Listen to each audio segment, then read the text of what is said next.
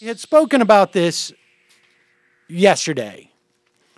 Bob Woodward went ballistic on the Obama administration. This all started with an op-ed he wrote that was fairly innocuous, but saying that it was Obama's idea to have the sequester, which is, I certainly think that it was partly his idea.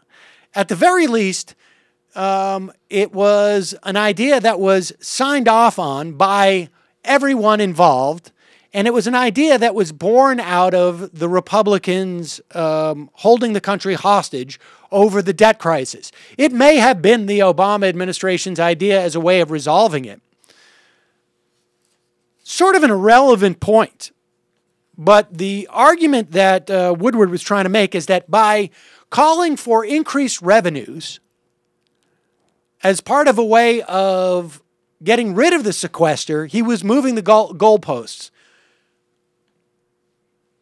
which is, I don't know, a ridiculous argument anyways.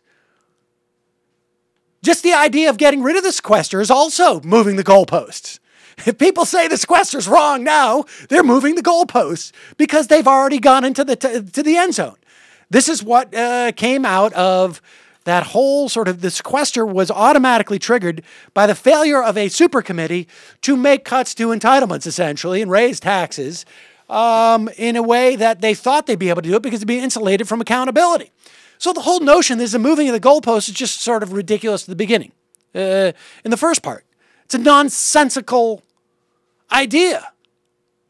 Of course it's moving the goalposts. Cutting entitlements is also moving the goalposts.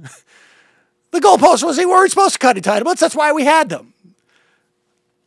It's a ridiculous idea, but Bob Woodward writes this. He's not very good at writing op-eds, as far as I can tell. And so, in defense of this skirmish that he has with the Obama administration, where he claims that Obama is ridiculous for not ignoring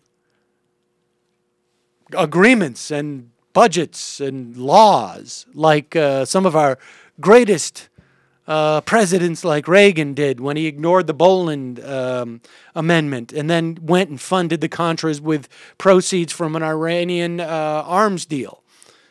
Or Bush when he was would have ignored the fact that he didn't get the authorization from the Congress had he not gotten it. I don't, on and on.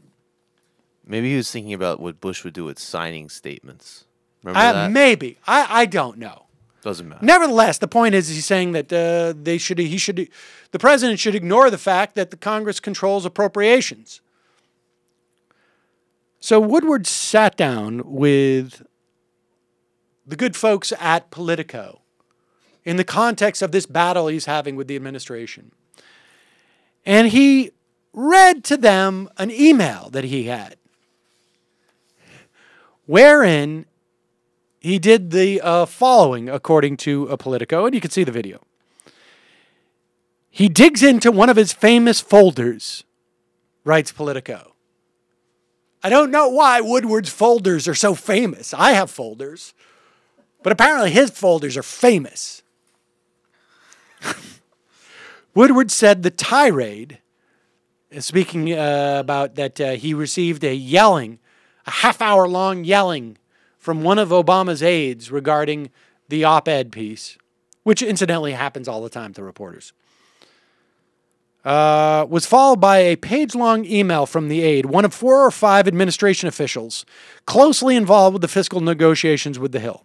Quote, "I apologize for raising my voice in our conversation today," the official typed. "You're focusing on few specific trees that give a very wrong impression of the forest. But perhaps we will just not see eye to eye here. I think you will regret staking out that claim." Woodward repeated the last sentence, making clear he saw it as a veiled threat.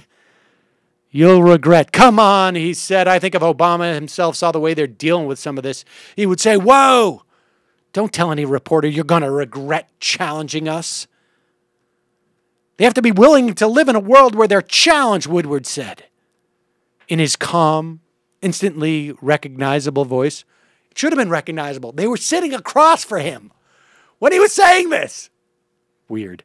I've tangled with a lot of these people, but suppose there's a young reporter who's only had a couple years or 10 years experience, and the White House is sending him an email saying, you're going to regret this. You know, tremble, tremble. I don't think that's the way to operate.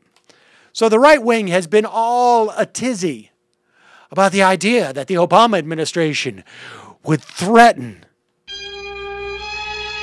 reporters in this way. What would they do? Bring out black helicopters?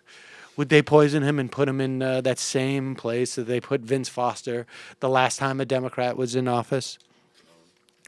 Well, the White House struck back, of course, and they did it in the most nefarious way possible. They released the email that apparently Gene Sperling, one of the economic advisors, writes. And Gene Sperling writes, Bob, I apologize for raising my voice in our conversation today. My bad. I do understand your problems with a couple of statements in the fall, but feel, on the other hand, that if you focus on a few specific trees, that gives a very wrong perception of the forest. Perhaps we will just not see to eye.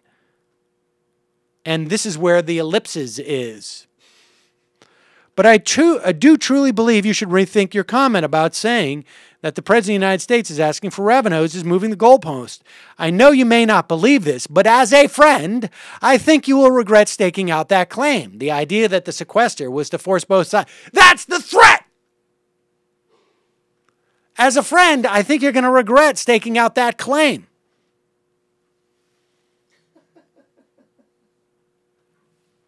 Why? Well, because the idea that the sequester was to force both sides to go back and try a big or grand bargain with a mix of entitlements. Let me get back to that point of this. Anyways, he goes on to say, I agree there more than one side to our first agreement, but again, this is the latter issue. It's different, not to out-argue on this latter point. Just my sincere advice. Your call, obviously. My apologies again for raising my voice on the call with you. Feel bad about that and truly apologize, Gene. And then Woodward responds back after being threatened in a tremble sort of way. Gene, you don't ever have to apologize to me. You get wound up because you're making your points and you believe them. This is all part of a serious discussion. I, for welcome a little heat. There should be more given to the importance. I also welcome your personal advice. I am listening. I know you have lived this, etc., etc., etc., none of which includes, hey, you made me tremble. Bob Woodward, next up for him, sitting down with Donald Trump, having a couple of pieces of pizza and talking about how Obama was probably not born in this country.